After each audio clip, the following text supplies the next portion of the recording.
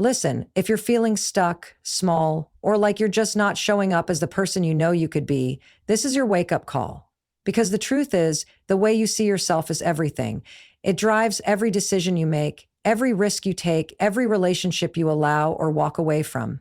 And in this video, I'm giving you 8 powerful truths that are going to flip your self-image upside down in the best way. These aren't fluff. These are the kind of mindset shifts that snap you out of autopilot and into action. So don't skip around. Watch this all the way through. Your future self is already thanking you for it. You are not your past. You are your potential. At some point in life, almost everyone becomes a prisoner to their past. Not physically, but mentally. We carry around mistakes, regrets, shame, failures, labels, and we start to confuse those experiences with our identity. We begin to believe that the version of ourselves from 5 years ago, 10 years ago, or even yesterday is the final definition of who we are. And that's the lie that keeps so many people small, quiet, and afraid to change. But here's the truth. You are not your past. You are your potential. Who you've been doesn't get the final say on who you're allowed to become. Every single day is a blank canvas, and the paintbrush is still in your hand. The brain is the pattern-making machine. It tries to make sense of life by recognizing behavior, habits, memories, and it often uses the past as a reference point for the future. That's useful when you're learning to ride a bike or drive a car. But when it comes to growth, it becomes a trap. Your past was made by a version of you who didn't know what you know today, who hadn't been through what you've been through now, and who didn't have the tools or clarity you've started to build. So why are you letting that outdated version of yourself drive your future? Let me be clear. Your past may explain you, but it does not define you. The scars you carry, they prove you've survived. The mistakes you made, they taught you. The seasons of your life where you felt lost, broken, or like a complete mess, those were chapters, not your whole story. You can't tear them out, but you can decide how they shape the next ones. Too many people think transformation requires escaping their past. It doesn't. It requires reclaiming it, looking back and realizing that every dark corner, every wrong turn, every failure, every disappointment was fertilizer for the strength you're building now. Consider Thomas Edison, one of the greatest inventors in history. He failed over 1,000 times trying to invent the electric light bulb. People asked him, how did it feel to fail so many times? He said, I didn't fail. I just found 1,000 ways that didn't work. That's a mindset rooted in potential, not shame. Most people let one failure define their whole identity. Edison used thousands of failures as proof he was getting closer. That's the difference. And you don't need to be an inventor to live this way. You just need to stop looking at your past as a mirror and start looking at it as a stepping stone. In neuroscience, there's a term called neuroplasticity. It refers to your brain's ability to change and adapt through experience. That means your thoughts, habits, and even identity are not fixed. Your brain can literally rewire itself based on how you think and what you do, not based on who you used to be. This isn't motivational fluff. It's biology. It means that the person you were last year is not the person you have to be next year. You have the hardware to evolve, but most people never update their inner software. They run the same programs of self-doubt, guilt, and regret over and over, like a virus in their system. Take someone like Oprah Winfrey. She grew up in poverty, was abused, and was told repeatedly that she would never amount to anything. Her past was filled with trauma, but she didn't let it own her. She used it. She turned her pain into purpose. She rewrote the script of her life, not because her circumstances changed, but because her self-perception changed. She realized she was not the little girl who had no voice. She was the woman building a platform for millions of others to find theirs. That shift didn't erase her past. It transformed her relationship to it. Here's something powerful. Every time you remind yourself of who you were, ask yourself, who told you that's all you could be? Was it a voice from your childhood? a failure that embarrassed you, a belief that got passed down from your parents or peers. Most of the identities we carry are borrowed, not chosen. But you don't have to keep carrying what someone else handed you. You get to return those beliefs. You get to redefine yourself. That's the power of self-awareness. It lets you see the difference between what happened to you and what's possible through you. I want you to think about a phone. When a phone has outdated software, it slows down, glitches, freezes, but the hardware is still powerful. It just needs a system update. You're the same. If you're still running the mental programs that told you you're not good enough, not smart enough, not lovable, not capable, that's outdated software. It's time for a reset, a reboot. You don't need to become someone new. You need to remember who you really are underneath the noise. You are not broken. You are becoming. There's a powerful exercise I recommend to anyone struggling with their past. Write a release letter. Write to your younger self. Forgive them. Thank them. Tell them they did the best they could with what they had. Let go of the guilt, shame, or blame you've been carrying. Then write a letter from your future self. 5 years ahead. What do they say to you now? What do they thank you for? What do they build because you finally stopped letting the past dictate your worth? These letters aren't just feel-good exercises. They're tools to shift identity, to remember that you are fluid, not fixed. Let's look at another example. Nelson Mandela. He spent 27 years in prison. Most people would come out bitter, broken, resentful. But Mandela emerged with clarity, peace, and purpose. Why? Because he didn't let those 27 years define his worth or destiny.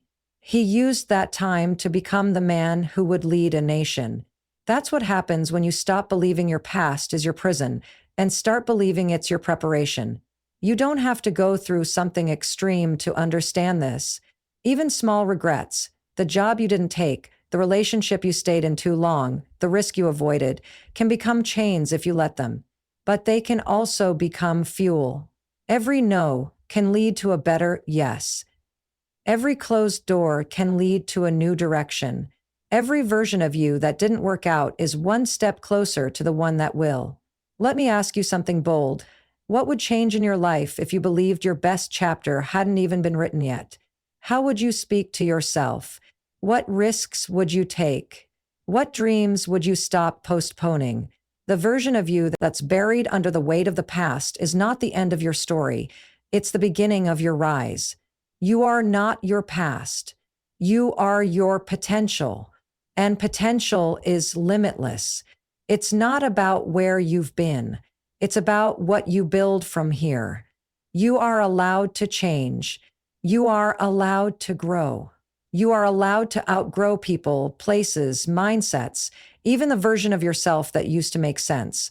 Your future self is not waiting for you to be perfect. They're just waiting for you to stop using the past as your excuse. Every time you say, "That's just who I am," you close a door that should still be open. Instead, start saying, "That's who I was, and here's who I'm becoming." Every moment you waste reliving the past is a moment you steal from your future. So let go. Not because it didn't matter, but because you matter more. Let go because holding on to what broke you is keeping you from building what could heal you. Let go because your life was never meant to be defined by one chapter. Let go because you have work to do, a purpose to fulfill, a voice to use, a path to walk. You are not here to repeat history. You are here to make it. And the only thing standing between who you were and who you're becoming is the courage to decide, right now, that the story you tell yourself is changing. You are not your past. You are your potential. And that potential, it's not tomorrow. It starts today. Confidence is a skill, not a trait.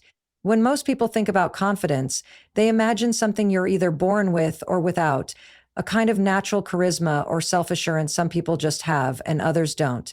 They see confidence as a trait, fixed and unchangeable, like eye color or height. But that's one of the biggest misconceptions that keep people trapped in self-doubt and hesitation. Confidence is not a fixed trait.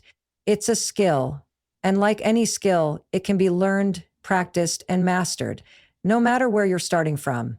The moment you believe that confidence is something you can build, not something you have or don't have, you unlock a new world of possibility.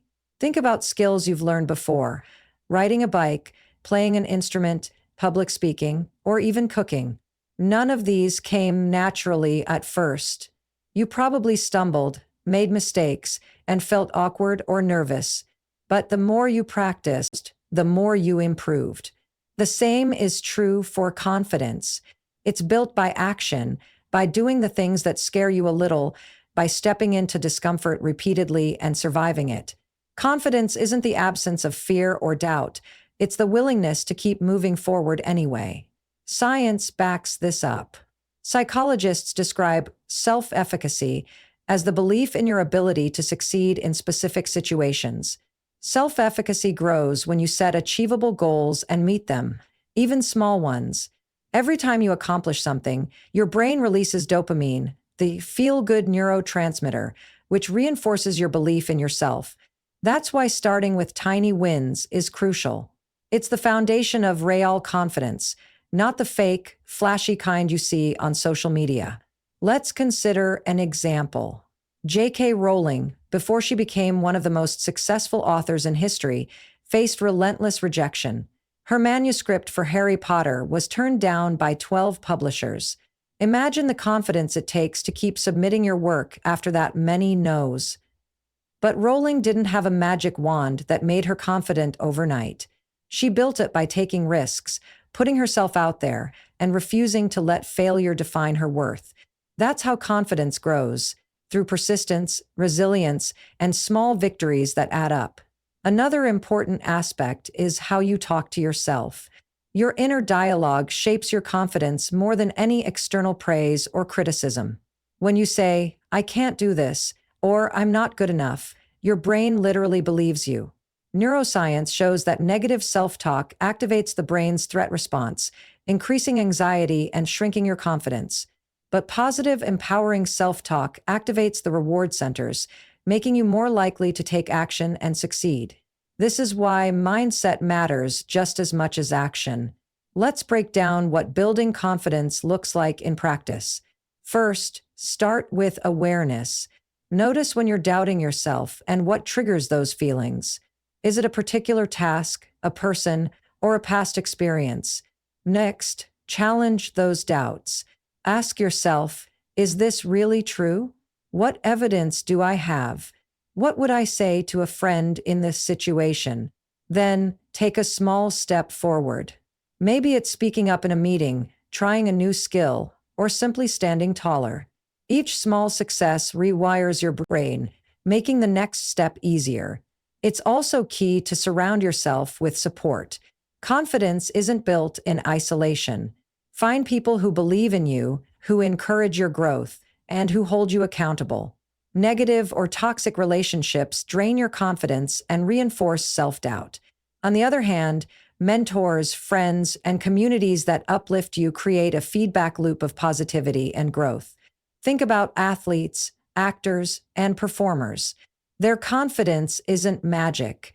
It's practice, hours and hours of rehearsal, training, and mental preparation. They face fears of failure and judgment every time they step on stage or compete, but they develop routines and habits that build their confidence muscle. Visualization, positive affirmations, and focusing on what they can control are all tools they use to strengthen confidence. One myth worth busting is that confident people never feel nervous or insecure. That's simply not true.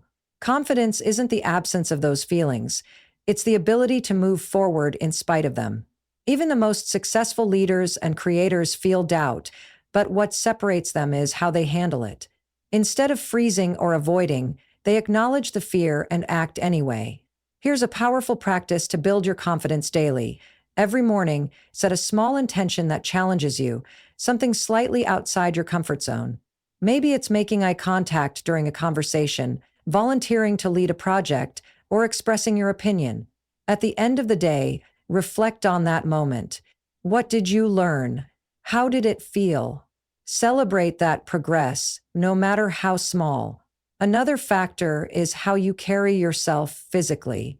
Research shows that power posing, standing or sitting in a posture that takes up space and feels strong, can actually increase feelings of confidence and reduce stress hormones. Simple changes in body language send signals to your brain that you are capable and in control. So stand tall, shoulders back, and breathe deeply. Your body can help reprogram your mind. Remember, confidence isn't about being perfect or having all the answers. It's about trusting yourself enough to try, fail, and try again. It's about embracing imperfection as part of the journey. The more you practice, the more you prove to yourself that you're capable of handling whatever life throws your way. The good news? The skill of confidence is accessible to everyone. You don't have to wait for some magical moment or external validation. Every day is an opportunity to build it stronger. Every time you choose action over fear, you're rewiring your brain for confidence. Imagine what your life would look like if you approached every challenge with the mindset of, I can learn this. I can handle this. I am enough. How would your relationships change? Your career? Your happiness? That's the power of confidence as a skill. It transforms your world from the inside out. So if you've been waiting to feel ready or worthy, stop. Start practicing confidence right now. Step into discomfort, fail forward, and watch yourself grow. Stop looking for validation. Start giving yourself permission. From the moment we're born, human beings crave connection and approval. It's wired into our biology to seek acceptance from family, friends, peers, and society. That desire to be seen, heard, and valued is natural. But somewhere along the way, many of us get trapped in the exhausting cycle of seeking validation from others instead of granting ourselves permission to be who we truly are. This external validation trap is one of the biggest roadblocks to self-growth and genuine confidence, because when you constantly look outside yourself for approval, you give away your power. The moment you realize that the only validation you truly need is your own, everything changes. Think about how much time and energy people spend trying to impress others, posting the perfect picture on social media, tailoring their opinions to fit in, or saying yes to things they don't want to do just to avoid rejection. It's a subtle but relentless pattern that erodes your sense of self. You start measuring your worth by likes, comments, or someone else's recognition rather than your own values, progress, or happiness. And here's the irony. The more you seek validation, the more insecure and disconnected you feel, because external approval is fleeting and unpredictable. Let's consider the psychology behind this. Psychologist Carl Rogers, a pioneer in humanistic psychology, spoke about unconditional positive regard, the idea that people need acceptance without conditions to grow fully. But when you rely on others for that acceptance, you give them control over your emotional state. Your mood and confidence become hostage to other people's opinions, which are often based on their own fears, biases, and insecurities. Real freedom comes when you learn to give yourself unconditional positive regard. To say, I'm enough just as I am. Here's a powerful truth. No one can give you permission to live your life better than you can. Waiting for someone else's approval, whether it's your boss, partner, parents, or society, is a form of self-sabotage. It's like standing in front of a green light and waiting for someone else to wave you forward. But the road is yours to drive. When you start giving yourself permission to speak your truth, to take risks, to rest, to say no, you reclaim control over your life and your identity. Take the example of Brené Brown, a researcher famous for her work on vulnerability and courage. She talks about wholehearted living, which means embracing your imperfections and showing up authentically without shame. She emphasizes that vulnerability is not weakness, but a source of strength. And to be vulnerable, you must first give yourself permission to be imperfect, to be seen, and to be loved as you are, not as you think you should be. That permission shifts your entire relationship with yourself and others. Another example comes from entrepreneurs and creatives who've had to fight the urge to conform for approval. Imagine an artist who paints what they think others want to see versus the artist who paints from their soul, unapologetically. The latter might struggle with rejection at first, but will ultimately find a tribe that values them deeply and authentically. When you stop looking for validation, you free your creativity, your voice, and your life from limitations. Science also supports this shift. Studies show that intrinsic motivation, doing something because it aligns with your personal values or brings you joy, leads to higher satisfaction and persistence than extrinsic motivation, which is driven by rewards or approval from others. When you act based on your own permission and values, you build resilience and authenticity that no amount of external praise can match. Let's get practical. How do you start giving yourself permission? It begins with awareness. Notice when you're seeking approval or hesitating because of fear of judgment. Then ask yourself, what would I do if I gave myself full permission to act? Write down areas where you feel stuck waiting for someone else's okay. Then, deliberately practice giving yourself permission, even in small ways. Speak your opinion in a meeting. Take a break when you need it. Set boundaries. Try a new hobby just for you. Each step rewires your brain towards self-trust. A great exercise is to create a personal mantra or affirmation that reminds you of your autonomy. Something like, I give myself permission to be enough. Repeat it daily, especially when you feel the pull of external validation. Over time, that affirmation becomes a mental anchor, helping you stay grounded in your own worth. Remember, giving yourself permission doesn't mean ignoring feedback or being reckless. It means choosing whose voice you listen to, prioritizing your inner guide over the noise outside. It's about owning your choices with confidence because they come from a place of authenticity, not fear. Imagine the freedom in waking up every day knowing you're not chasing approval but living your truth. How much more energy, joy, and creativity would that bring? How would your relationships change if you showed up fully as yourself, without masks or filters? This shift is not just about confidence, it's about liberation. You are the only one who can give yourself permission to live fully. No one else has that power, and once you claim it, you'll never want to give it away again. So start today. Stop seeking permission from the outside. Start granting it from within, because your life, your dreams, and your happiness depend on it. Your environment shapes your identity. You've probably heard the saying, you are the average of the 5 people you spend the most time with. This quote, often attributed to motivational speaker Jim Rohn, holds a powerful truth that many overlook. Your environment profoundly shapes who you become. Not just the people around you, but the physical spaces you inhabit, the media you consume, the culture you engage with. All of these influence your mindset, habits, and ultimately your identity. Understanding how your environment shapes you is a critical step toward consciously choosing the life and self you want to create. Our brains are wired to adapt and respond to our surroundings.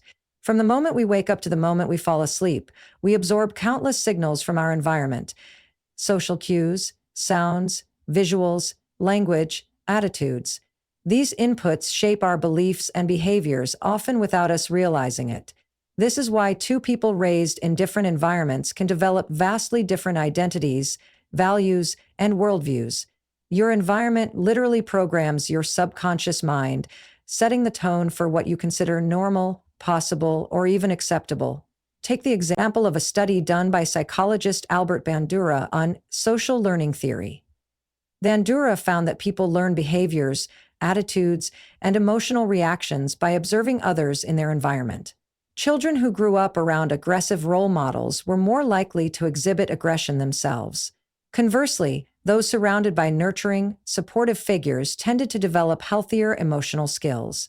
The takeaway: the people and culture around you provide the blueprint your mind uses to form your self-image and actions. But it's not just about people. Your physical environment matters too. Research in environmental psychology shows that cluttered, chaotic spaces can increase stress and reduce focus, while organized, aesthetically pleasing environments boost creativity and calm. The colors, lighting, and even scents in your surroundings can impact your mood and productivity. For instance, Blue hues are known to promote calmness and focus, while red can energize and stimulate alertness. This means that where you spend your time can either help you thrive or hold you back. Consider a person trying to adopt healthier habits. If they live with roommates who order fast food regularly, stay up late, and don't prioritize fitness, it's much harder to stick to new routines. The environment is subtly encouraging the old behaviors. But if they surround themselves with people who cook nutritious meals, exercise, and value rest, their new habits become easier to maintain because their environment supports the change. This is a power of environmental design, shaping your surroundings to support your goals. There's also a mental environment to consider: the information you consume daily. What you read, watch, listen to, and engage with online or offline creates your mental landscape. If you constantly absorb negativity, fear-mongering, or limiting beliefs through news, social media, or conversations, your mindset will reflect that toxicity. But if you fill your mind with inspiring stories, educational content, and positive influences, you're training your brain toward optimism, growth, and resilience. Let's look at an example of someone who changed their environment to transform their life. Jim Carrey. Before he became a famous actor, Carrey was struggling and living in a van. He famously wrote himself a check for $10 million for acting services rendered and carried it in his wallet, visualizing that success every day. But beyond visualization, Carrey surrounded himself with people who supported his dream, avoided negativity, and focused on growth. His environment fueled his belief in his potential and pushed him toward that reality. This principle applies beyond individuals. Entire cultures and communities influence identity. If you grow up in a culture that values independence, entrepreneurship, or creativity, you're more likely to develop those traits. If you grow up in a culture that emphasizes conformity or risk aversion, your self-expression may be limited. Recognizing these influences helps you choose which cultural or social norms to embrace and which to challenge. Changing your environment doesn't always mean drastic moves or cutting people off. It can be as simple as curating your social media feed to follow inspiring creators, joining groups aligned with your values, redesigning your workspace for clarity, or setting boundaries around toxic relationships. Small, intentional changes accumulate and reshape your identity over time. Another powerful example comes from studies on peer effects in education. Researchers found that students who were randomly assigned to classrooms with higher achieving peers improved their performance significantly. Their environment raised their standards, motivation, and self-expectations. This shows that the quality of your environment can literally elevate who you are and what you achieve. It's important to note that environment is not destiny. While your surroundings shape you, they don't trap you. Awareness is your superpower. Once you understand how your environment influences you, you can make conscious choices to redesign it, aligning it with who you want to be. This intentionality is what separates people who grow and evolve from those who feel stuck. Here's a practical way to start. Take a mental inventory of your current environment. Who are the 5 people you spend most time with? What kind of energy do they bring? What media and content do you consume? How does your physical space make you feel? Identify what supports your growth and what drains or limits you. Then, take action to create environmental scaffolding. That means setting up conditions that make your desired habits and mindset easier to maintain. For example, if you want to read more, place books in visible, easy-to-reach spots. If you want to be more active, have your workout gear ready and visible. If you want to be more positive, unfollow accounts that bring negativity and follow uplifting ones instead. You can also create one. You don't have to wait for some magical moment or external validation. Every day is an opportunity to build it stronger. Every time you choose action over fear, you're rewiring your brain for confidence. Imagine what your life would look like if you approached every challenge with the mindset of, I can learn this. I can handle this. I am enough. How would your relationships change? Your career? Your happiness? That's the power of confidence as a skill. It transforms your world from the inside out. So if you've been waiting to feel ready or worthy, stop. Start practicing confidence right now. Step into discomfort, fail forward, and watch yourself grow. Stop looking for validation. Start giving yourself permission. From the moment we're born, human beings crave connection and approval. It's wired into our biology to seek acceptance from family, friends, peers, and society. That desire to be seen, heard, and valued is natural. But somewhere along the way, many of us get trapped in the exhausting cycle of seeking validation from others instead of granting ourselves permission to be who we truly are. This external validation trap is one of the biggest roadblocks to self-growth and genuine confidence, because when you constantly look outside yourself for approval, you give away your power. The moment you realize that the only validation you truly need is your own, everything changes. Think about how much time and energy people spend trying to impress others, posting the perfect picture on social media, tailoring their opinions to fit in, or saying yes to things they don't want to do just to avoid rejection. It's a subtle but relentless pattern that erodes your sense of self. You start measuring your worth by likes, comments, or someone else's recognition rather than your own values, progress, or happiness. And here's the irony. The more you seek validation, the more insecure and disconnected you feel, because external approval is fleeting and unpredictable. Let's consider the psychology behind this. Psychologist Carl Rogers, a pioneer in humanistic psychology, spoke about unconditional positive regard, the idea that people need acceptance without conditions to grow fully. But when you rely on others for that acceptance, you give them control over your emotional state. Your mood and confidence become hostage to other people's opinions, which are often based on their own fears, biases, and insecurities.